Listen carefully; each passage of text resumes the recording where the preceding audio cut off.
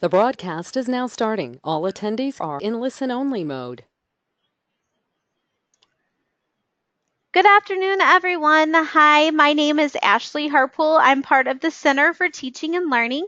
And today, the Center for Teaching and Learning is presenting a webinar on tackling dissertation, Chapter 2, presenting the literature review. Our guest presenter today is Dr. Bloomberg. She's the author of Completing Your Qualitative Dissertation, a roadmap from beginning to end. And so today what we're really going to focus on is understanding the structure and function of the Chapter 2 and what are the necessary components of the literature review. So like always, we want to thank our guest presenters for spending their time today in the afternoon talking about this topic that is so critical to your dissertation. I also want to thank each and every one of you for attending today so that you can learn some additional information from Dr. Bloomberg. A couple of things that we typically get asked during this presentation or during our webinars that I just want to address is before we get started is most people ask, is this going to be recorded? And the answer is yes, this is being recorded. It's actually being recorded right now. And so by tomorrow morning, this will be available on the Commons for you to be able to reference and use as a reference tool for you when you're ready to begin your Chapter 2. You'll also have access to Dr. Bloomberg's PowerPoint presentation. We'll make sure that it gets put up in the same area. It's going to be under the webinars link in the Commons. Okay, so those are typically the two questions we get asked. Another question we get asked is, what happens if I want to be able to communicate with the presenter during the webinar? And you'll notice that within GoToWebinar, there is an option that says questions. And if you have a question or if you need some clarification on a part of the subject or the topic that we're discussing at that time, if you want to post your question in there, throughout the presentation, Dr. Bloomberg likes to stop and see if there's any questions before we move on to the next topic. And so we can address it pretty quickly within the webinar. So that's all that I have. So I want to turn it over to Dr. Bloomberg. Dr. Bloomberg, as always, thank you for your time and your attention to the webinar series. We appreciate the work that you put into these, and I'm going to pass it over to you. Thanks very much, Ashley. And as always, thank you to your team as well, Center for Teaching and Learning team, who do such a great job in providing resources for our faculty and our students to support them through the dissertation process and also to support them generally in their studies here at NCU. It's greatly appreciated, and I'm always happy to participate in presenting on topics that are of interest to me and that I'm passionate about. As many of you know, qualitative research is an area that I really feel very strongly involved in. I write and do a lot of research and teach in this area, and so I'm always really happy to share some little bit of expertise that I may have that may assist our students with their dissertations. So that said, today we're going to talk about Chapter 2, which is the literature review, and it's very often a huge stumbling block for many students, and that's why I want to go through just different aspects of the literature review and how best to approach it. Just before we start, I just do want to reiterate what Ashley said, and that is that I will stop periodically throughout the presentation and also at the end for questions. So if you don't have any questions until the end, that's fine. And even if you have any questions after this presentation, you're welcome to email me and I'll try and respond as best as I can to your questions. So in this webinar, I'd like to introduce you to the structure and function of the dissertation's literature review, which is Chapter 2. I'd also like to introduce you to the necessary components that make up this chapter and the various ways to address common pitfalls and errors as you approach and tackle your Chapter 2, your literature review. What my hope is that you come away with an understanding of the requirements of a successful literature review chapter and what it entails, that you develop the correct strategies regarding writing and presenting this chapter, and that you receive from me some guidelines, suggestions, and tips to keep you on track and avoid some of the common pitfalls and errors that we know can happen along the way. We know this from experience because when you approach chapter 2, much of what you're feeling, that sense of being overwhelmed or inundated with data, is really something that is very common to many, many doctoral students. It is typically felt because it's a very intense chapter and requires a lot of stamina and motivation to keep going and to actually complete it. It's also one of the longest chapters, so it's intense and long, and that's what makes it quite a hurdle to overcome. So, as I just said, it's often it's a source of great anxiety and frustration, simply because many times a student has never done a literature review before, or at least not at this level, at this magnitude. So it's pretty understandable that you would be feeling a little anxious about it as you set out. Very often my students will say to me, oh my gosh, the literature review chapter is coming up, and I often sense that sense of trepidation because, as I say, it's often the first time that you've tackled it, and there is a lot to do. So some of the questions and concerns that doctoral students and even master students who are doing a thesis and need to do a literature review, some of the questions and concerns that pop into your mind are, this is so daunting, where do I begin? Such a huge task, how do I develop this chapter? It is so messy and iterative, what do I include, what do I exclude? There's so much, how do I know in what ways to proceed? I need to nail this down, and what if I fail at getting this right? And so on and so on. So a lot of these questions and anxieties pop into our mind as we embark on this chapter. So my very, very first tip, and I always tell my students this, is that you will do one chunk at a time. It's like eating an elephant one bite at a time. Rome wasn't built in a day. You're not expected to do the whole review or even a whole section in one go. Take it step by step. Develop an outline and address each part of your outline one at a time. So developing your outline is the first step, and I really consider this a very important and critical step, because without the outline, you're left in a way without a guideline, without a roadmap.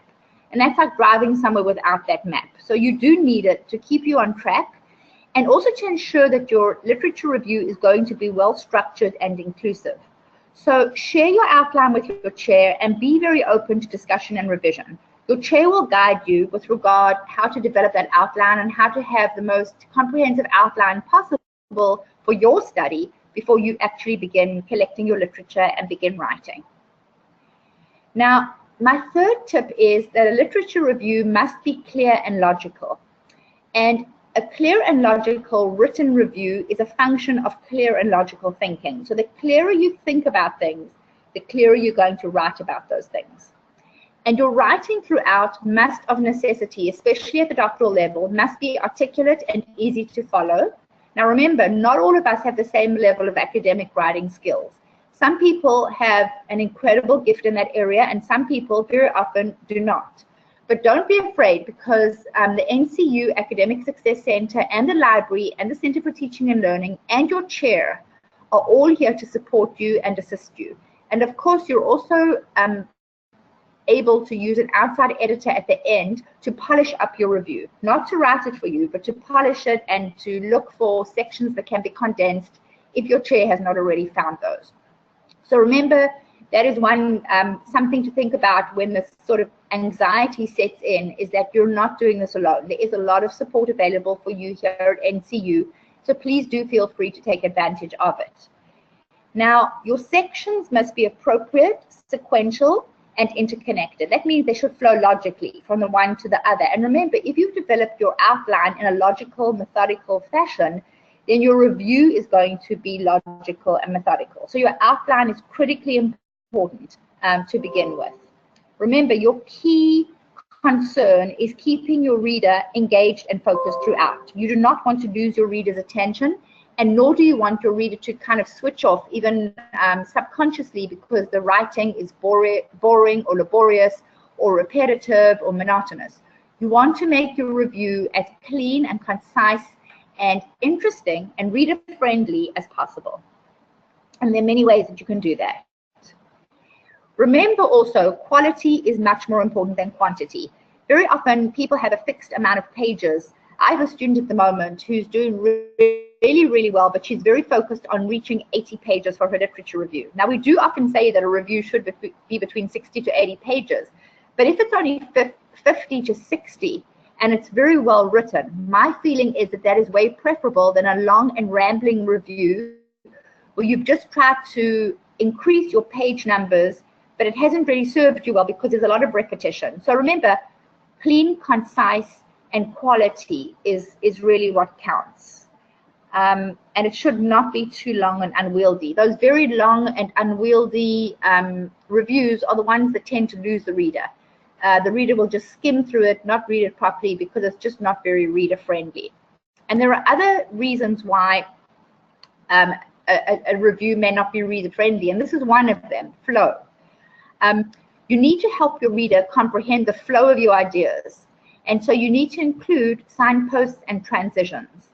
Signposts are language that identify different parts of the review for your readers in order to help them navigate. So strong topic sentences are those signposts because they tell the reader what the upcoming paragraphs are going to be about. So remember, always let your reader know ahead of time. In your introduction, always include a review or an overview of what your total literature review will include. It's the same as going on a trip. You want to know beforehand exactly which way you're going to be going to get there, what states you're going to be driving through, what time you're leaving, what time you're arriving, etc., etc. So do the same for your reader. Let the reader know exactly where you're going with this review. That makes it much more reader-friendly and much easier to follow. Transition sentences also help your reader understand how the ideas that you're discussing in a previous paragraph can relate to what you're saying in the next paragraph. So these transitions or segues are very, very important, and they all contribute to a good flow. Tip number 6, and this is something that is essential. The APA manual, the American Psychological Association manual, the 6th edition, is your very, very best friend throughout your dissertation. Please refer to the manual for all questions regarding citations, grammar, formatting, and writing style. At NCU, and in fact in most universities in the US, APA is the chosen writing style. There is also something called the Chicago writing style and the MLA writing style, but these are usually not used very frequently in the US. So the APA is the preferred writing style, and it's actually essential that your complete dissertation follows APA format and style. In addition to the actual manual, which is a book, you can also purchase or even go online. There are many free resources about APA. So seek these out, ask your chair, and try and be familiar with the way that citations should be presented, as well as all of your references. Now, let's look at what opening paragraphs do. Firstly, you will start by describing the key elements of your study, where you will include your problem statement followed by your purpose statement. So it's very, very important that you restate these statements, problem and purpose statements, up front. Because remember, you have already stated them in chapters 1 and 3, but they need to be stated in chapter 2 as well, just to keep the reader completely engrossed in your study and very, very in tune with what you're studying. You then move on to discuss the study's significance. Why is your study important? What sort of benefit will come from doing the study? And what are the pitfalls of not doing a study like this? Provide a brief overview of your theoretical framework. Also provide a clear and brief overview that explains what your literature review will include. This is important, as I said previously, so that your reader knows what to expect. It's like that roadmap. It's that little bit of information that you give your reader right in the very beginning, so that he or she very clearly understands where you're going to be going with your literature review. Now remember, in this overview, in this brief overview, you basically are mentioning your level 1 headings. Those level 1 headings are your sections. So in this brief overview, mention this review will cover A, B, C, and D. And your A, B, C, and D are those level 1 headings. And also keep them in the same order. It's very important that everything in the dissertation is aligned with everything else. And so if you say A, B, C, and D in your introductory paragraph here, then be sure that your headings appear in the same order, A, B, C, and D, not C, B, D, and A.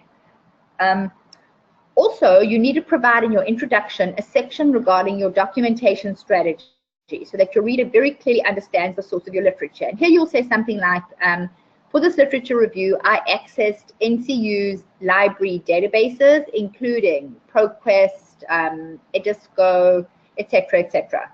So you will just let your reader know exactly where you obtained your literature from. It's very important. As with all aspects of the dissertation, transparency is key.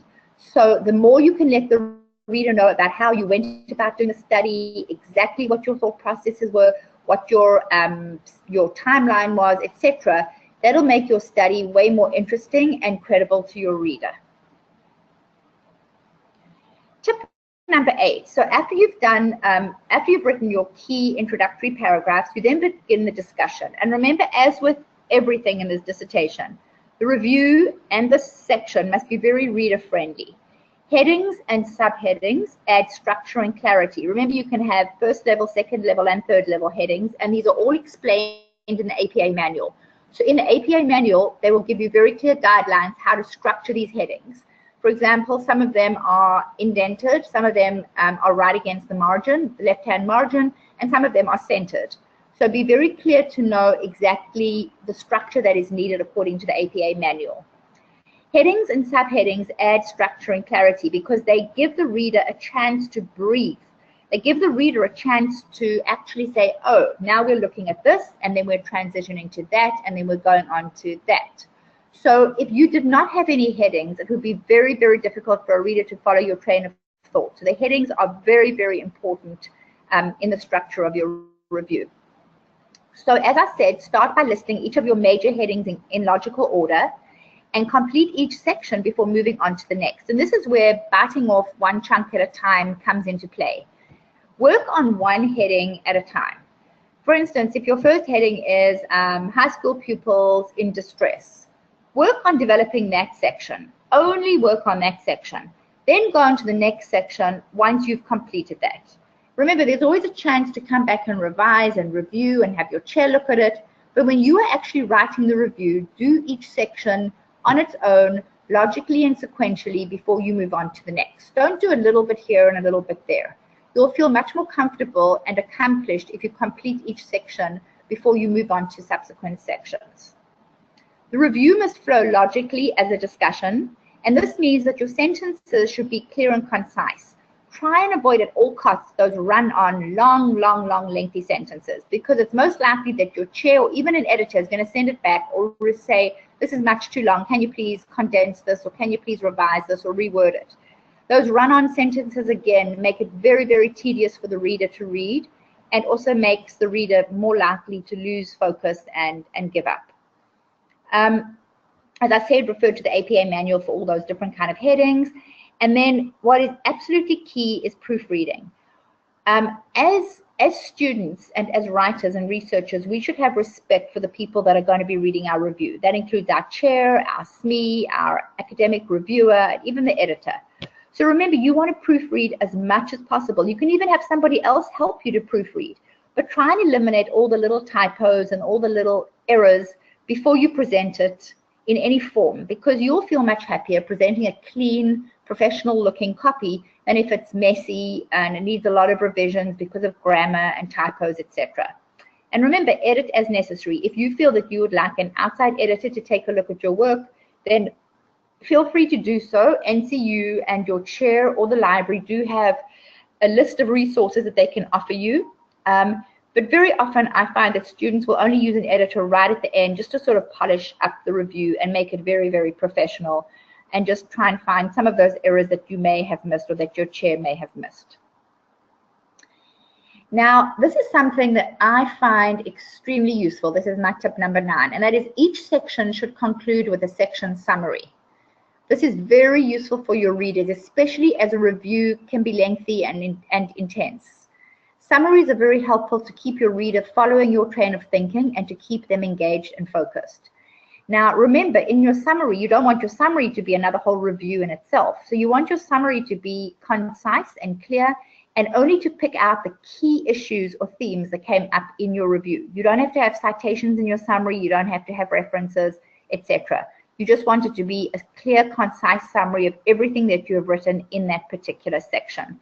And then again, you can have summaries after the complete section, after the complete, well, part of your review. Very often there are like 1 or 2 or 3 parts to a review. One of them is a theoretical framework. But these section summaries are smaller little summaries that you'll have along the way after each major section. Now, synthesis is a really oftentimes very difficult concept to wrap your head around. And synthesis is something that really comes with a lot of experience. It's very different from summary. Synthesis is where you coherently interconnect all the ideas and themes. It's not a long laundry list of studies, but rather a way that the studies all speak to each other. Like, it would be way better than saying study A said this, study B said this, study C said this, study D said that. Synthesis will take all of those studies and talk about one of the studies to begin with, and then you would say study B concurs with study A and finds ... And then study 3, in contrast, had some different findings. In other words, you're trying to identify ways in which you can tie all of your different studies and all of the different themes together. That is what synthesis is about. It's a very, very important concept in a literature review. And some of the best literature reviews are those that have a very high level of synthesis. The literature reviews that are most likely the least academically correct are the ones that have just a long laundry list of study after study after study, with no sort of connection or interconnection between those studies. So I'm going to stop here for a moment before we get on to the theoretical framework, which is another big section that is part of your literature review and which your study is based on. And Ashley, if there are any questions up until now, I'm happy to take them. So as of right now, I'm not showing any questions. Remember, if you have any questions or any clarifications for Dr. Bloomberg, if you'll post those in the questions box within GoToWebinar, we'll be able to address them. Okay, perfect. Now remember, your theoretical framework is something that you've already thought of because you've had to talk about it briefly in your chapter 1. And the theoretical framework, or sometimes called the conceptual framework, is really what you base your study on. All studies are based on some concept or some theory. That is what makes them academic.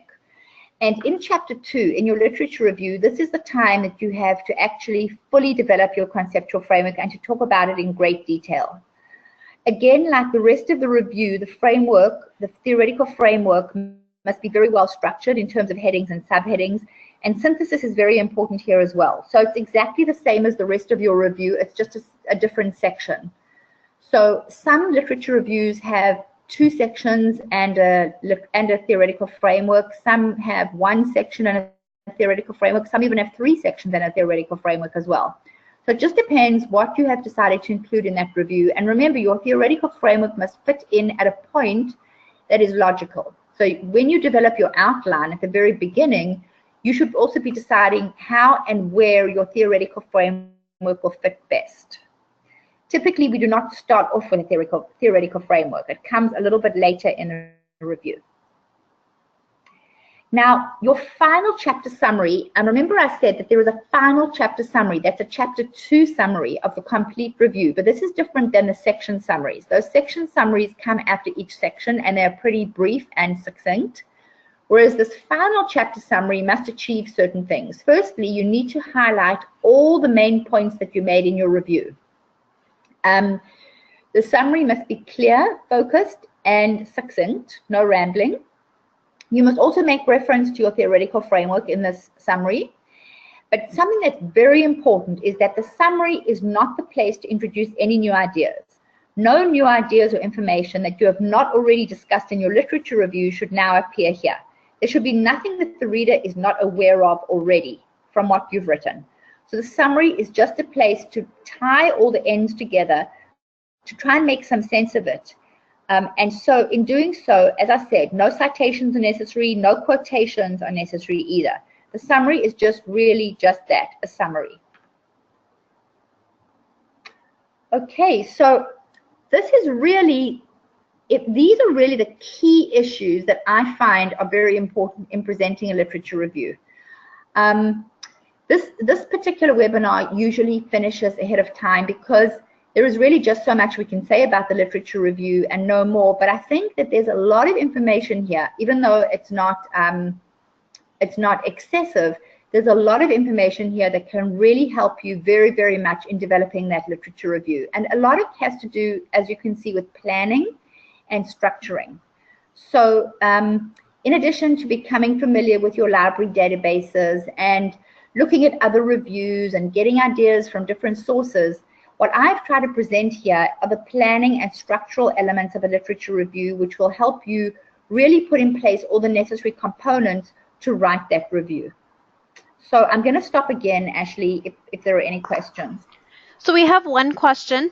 It is, if there is seminal work that is important to the study, shouldn't that be a standalone discussion rather than include present studies? Now, that's a good question. And remember, you can be as creative as you want with your literature review as long as it's structured academically. So if you feel that a seminal work is critical to your study, you could start off by having a complete section devoted to that seminal work. But remember, the seminal work doesn't really stand on its own. It may be a key study in your topic area, but literature that comes after it very often will reference that seminal work, will discuss the seminal work directly, or there will be articles that have direct relations to that seminal work. So as much as you present that piece, it cannot really stand in a vacuum. And so other works, even if that is a section on its own, the next sections should refer back to that seminal work in some way, if it indeed is a seminal piece in your area. I hope that makes sense, because the seminal work is very often what has grounded this whole area, but a lot has come after that. Now, just in talking about seminal works as well, I want to state that we have this 85% rule that at least 85% of your literature review should not be older than should be including work that is not older than 5 years old. So if we're now in 2017, 85% of your citations should be not older than 2012. But this does not include seminal works. Seminal works, obviously, because of their importance and their centrality, you should always look for those seminal works. These are key pieces to include in your research and your literature review. So I'm glad somebody brought that up. It's a very important aspect of a literature review. Another question we have is, if your topic covers a lot of law, what is the best way to present the law? The law, like anything else, should be presented as with any other literature with correct citations, which includes author's last name and date. So whatever laws you're presenting, sometimes the laws have certain stipulations or certain amendments, but everything related to that law should be presented as you would in a literature review. Sometimes footnotes can also be included. So footnotes or endnotes, speak to your chair about that. I know that in my writing, I use footnotes a lot, and footnotes are really great for clarification purposes, where you don't actually want to include that information in the body of your review because it's too lengthy or too intense or too detailed, but it's very important that readers can refer to it as a footnote or an endnote. So that's a great question. Thank you. And the last one is just regarding the first question you were talking about seminal work. It says, this was a study from 1963 and nothing was written before it, but yes, present study refers to it. Great, and that is what I mean. Usually the seminal work means that nothing has been written before it, so it's the first time that somebody spoke about this or researched it, but then most times it's taken to another level by more recent literature and recent research, and people refer back to it. And they base their studies on it, or their studies have confirmed or refuted. So it's very important that that seminal work is presented as it stands in its own right, and that you then relate the later work back to it. And that can be a very interesting way of presenting a literature review, because the seminal piece is like the key piece, like the gold standard out there. And then the newer pieces bring more to the conversation around that seminal piece. So not all topics have a seminal piece of literature, but if you do find one that is related to your topic, that's really great. All right, those are all of the questions we have so far. Okay. Ashley, is there anything that you can think of that to add, or anything that comes to mind? No, I think you've covered most of chapter 2. There are some PowerPoint presentations as well as some helpful tips within the dissertation center, so that if you haven't gotten to that point, or if you're in the process of writing your chapter 2, you might reach out to the dissertation center and see what resources are available. Another question did just come through, and it was, what is the minimum pages for a lit review? My chair told me it was 40. Okay, please go by what your chair tells you. I'm not sure if there is a policy regarding an absolute minimum page limit. If your chair tells you 40, then go by that.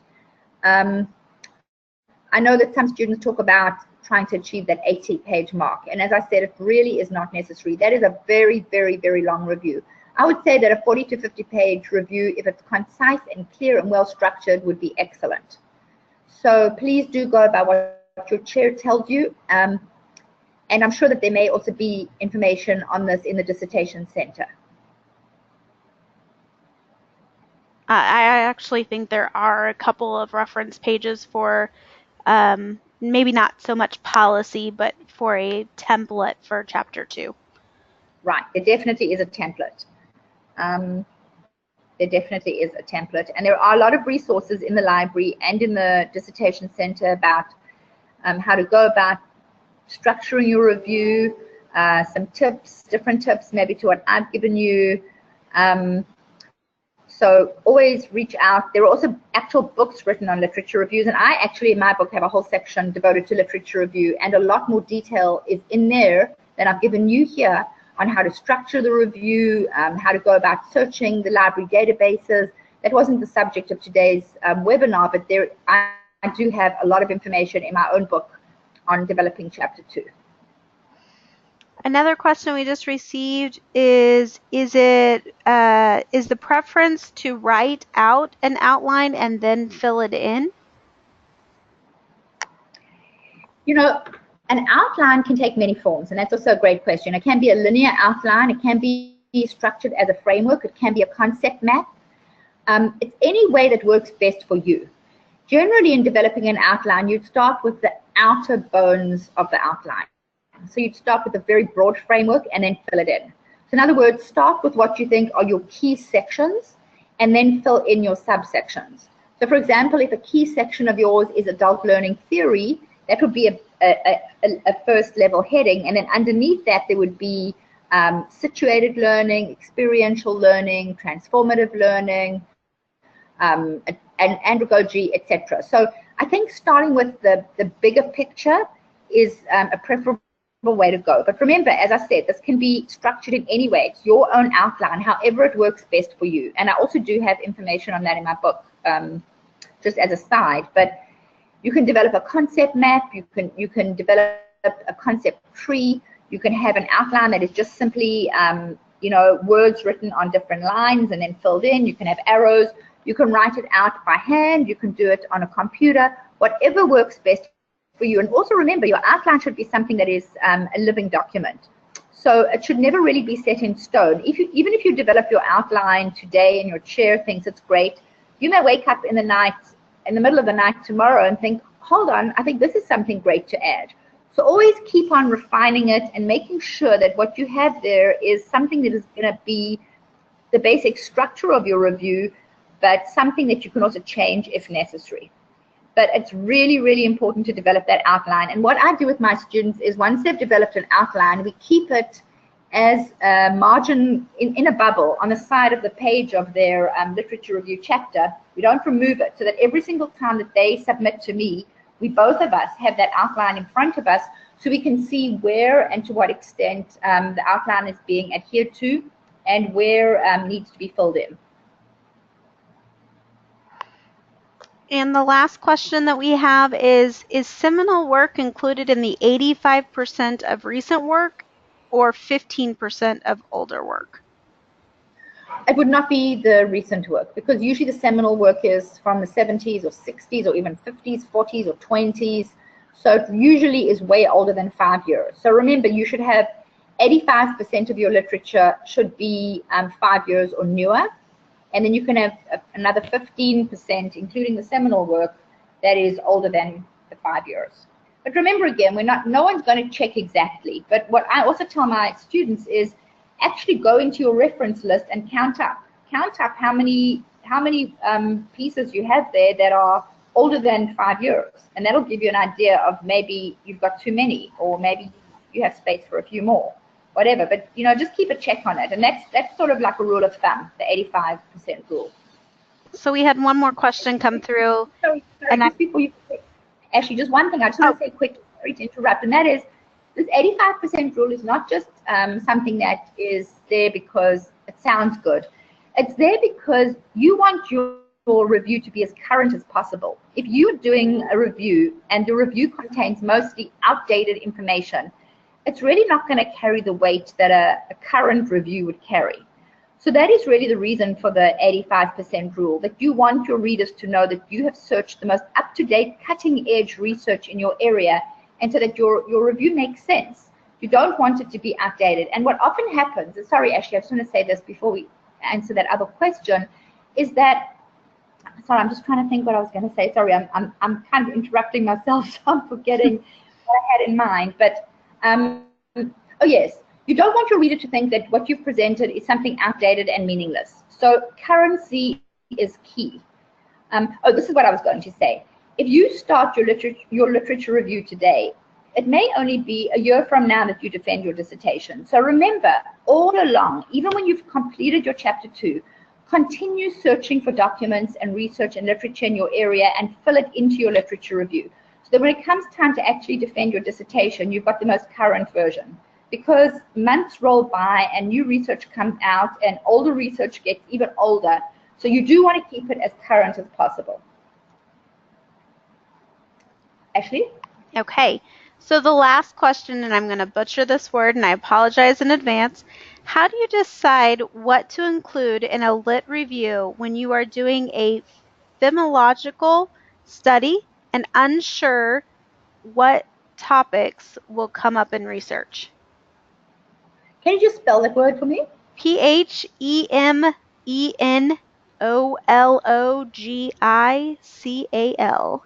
Oh, phenomenological.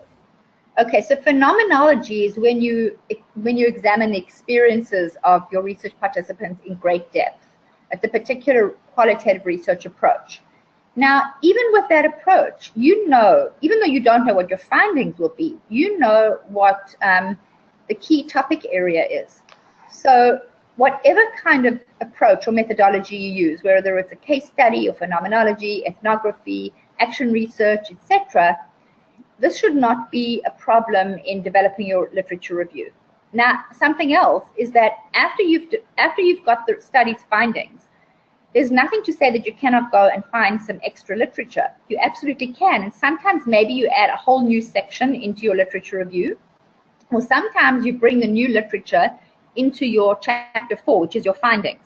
Remember, in chapter 4, which is findings, you have to relate your findings back to the literature anyway. So there's always a chance to bring new literature in. But even with a phenomenological study, you can still develop a literature review, and you have to, because you have to develop your literature review, which is part of your DP, your proposal, which is chapters 1, 2, and 3, and you have to get that approved before you can actually move forward with the study. So either way, you have to go ahead with the literature review pretty early on. Okay. So those are all the questions that we've received today. I want to thank everybody for their time today on our webinar regarding Chapter 2, as well as, again, I want to say thank you to Dr. Bloomberg for her participation and her willingness to present on this specific topic. So I don't have anything else that I would like to add. Dr. Bloomberg, do you have anything else that you would like to add for today's session? No, just to thank you, Ashley, for always facilitating so well, and to our participants who take the time to attend the webinars.